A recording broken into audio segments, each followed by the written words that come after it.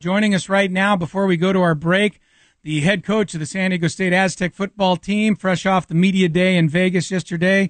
Our good buddy, Mr. Rocky Long, is with us here on Extra Sports 1360. How you doing this morning, Rocky? I'm good. How about you guys? Good. Did you go through the ringer yesterday? I'm sure you wish every day could be media day when you asked all the questions and you get to turn on your charm and talk to radio and TV all day long. Well, that's my favorite day of the year. Of course, you guys understand that, but talking about it and getting after it are two different things. Well, you're always honest, and you said yesterday that Boise State is clearly the favorite in the Mountain West Conference. Where do you kind of peg your team right now as they head into the season, or do you like to peg your team in any particular spot? Well, I don't put us anywhere. I mean, they picked us 5th out of 10 teams, so the reason I think they pick us there is because they think we're going to be good, but they don't know any of the players. Since we lost so many players off of last year's team, we don't have many name guys coming back. They don't realize we've got good football players in the program, or at least they don't know who they are yet. And then we don't have a starting quarterback for sure yet, so everybody doesn't know where. They think we're going to be good, but they're not for sure, so they put us right in the middle. You know, that's the way people are. Well, the Aztecs certainly have some good players coming back, though, Coach. I mean, it's not an empty cupboard that you were left from last season. So talk about some of the guys that you do have coming back that, and I know on defense that the Aztecs were definitely pointed out yesterday, particularly on the cornerback position. Well, Leon McFadden was picked first-team all-conference preseason, was picked the Defensive Player of the Year preseason, and you know, that's quite an honor for him. I think he's the first Aztec to ever been picked like that as the Defensive Player of the Year going into the season. But and Gavin Escobar and Colin Lockett were picked on the offense first team. So some guys got some preseason recognition, but I was with those guys yesterday and we talked about it. You know, if you're the Defensive Player of the Year at the end of the year, that's a lot more important than at the beginning of the year. But you know, they're talking about losing Ryan Lindley, but I think our two quarterbacks, we'll get a starting quarterback about a week into the training camp, and I think our quarterbacks are going to be fine. They talk about losing Ronnie Hillman, and I think we got 3 or 4 good running backs in the program that will probably have the same production as Ronnie did. It won't be as spectacular, but it'll be just as effective. And I think on offense we're fine. I think we're better at wide receiver. We're good at the offense in the offensive line. On defense, we're a little worried about the defensive line, but we've got good linebackers in secondary, so we're ready to go. So the number one concern, if you had one, would be defensive line. Talk a little bit about that position, trying to replace Jerome Long. Miles Burris, of course, was a linebacker, but rushed the quarterback a lot. Are you worried about getting pressure on the opposition quarterback?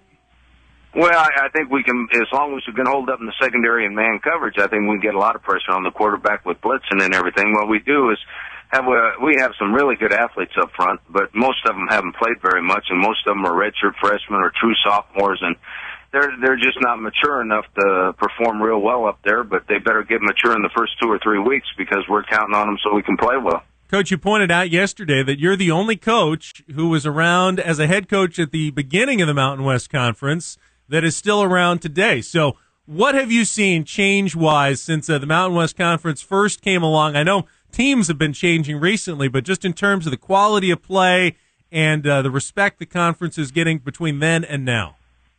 Well, I think the quality of play has improved from day one. I think that when you look back to '99 when this league started, it makes me feel pretty old to realize I'm the only coach that was around then. But I think the quality of play has improved dramatically. I think by our wins against non-conference opponents and some of the supposedly BCS teams that we've played and beaten, and a couple of our teams in this league that were undefeated and played in BCS games and performed very well in BCS games.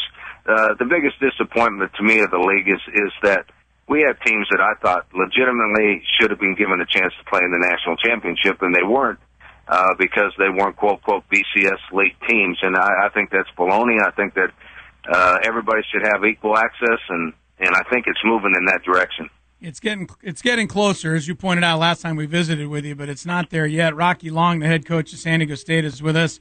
Talk a little bit about Leon McFadden and the fact that he's Defensive Player of the Year in the preseason. I said the exact same thing you did, Coach, which is it's nice to win that award, but it's a lot nicer to win it at the end of the year. But how good does he have a chance to be, and will teams take a shot at throwing to his side of the field? Well, that's yet to be seen. I think he's as good he's probably the best cornerback in our league. He's one of the best quarterbacks in the country, maybe the best cornerback in the country. I don't know. I don't know how to compare him with the rest of the country, but he's been a starter for, this will be going on 4 years. Quite frankly, I'm happy he's back. I thought he might come out early because he could have come out early and got drafted last year. I think it was smart for him to come back because I think he's going to be a high draft choice. And I don't know, we have Josh Wade on the other side, and Josh is a good player. Josh might get a few more throws at him than Leon does, but I think both of them are good players. I think they'll spread it out, and I think they'll give Leon a chance to make some plays. I'm just glad he's back on our team. Talking to Aztecs head coach Rocky Long with us here for a couple more minutes on Extra Sports 1360. As a coach, what did you think to the penalties? What did you think of the penalties that were handed down to Penn State this week? Appropriate, devastating? I mean, how do you interpret that as a coach?